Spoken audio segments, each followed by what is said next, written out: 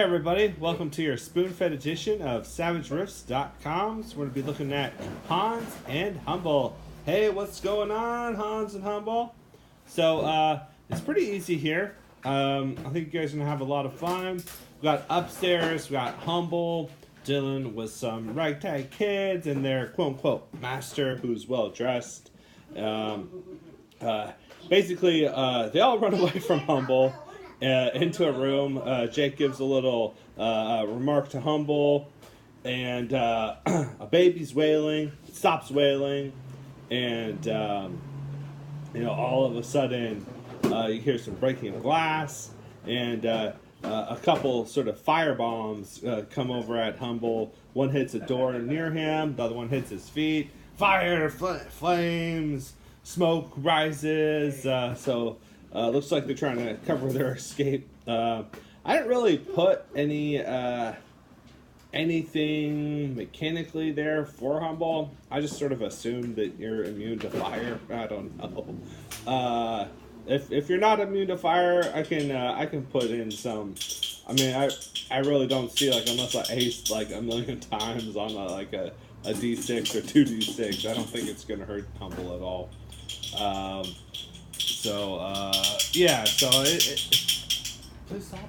It's just, it's more just sort of for narrative for them. However, does mean that if it is left unchecked, the tavern might burn down and the people that are in the tavern might all die. So there's that.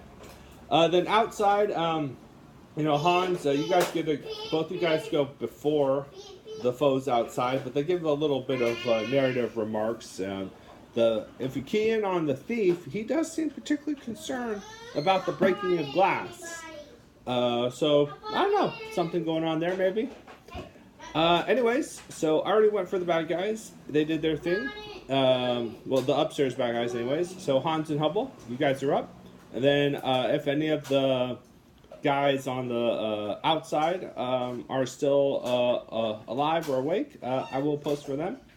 I put in some just general rules. We're still in technically tactical combat, but I'm not really 100% concerned about movement. If you feel, hey, 6 inches, 30 feet, I can do this.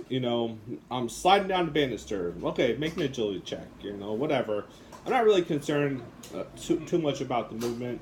So as long as it's with reason, as long as you're not like, oh, I run outside the city, then I run back in, then I run back outside, and then I run back in, I'll be like, yeah, no. But as long as you're like, okay, I'm keeping it to 30, or, if I'm on my jetpack, 20 times 5, 100 feet, within reason, of what your movement can surely accomplish. And then I'm pretty sure Hans might be using some area effects. So I put in sort of like just some general guidelines on this is how many foes you'll hit with an area effect or something like that. So hopefully it makes sense. If you guys are like, oh, no way, a large would hit way more people, let me know. I just sort of threw it together because we're sort of in theater of the mind.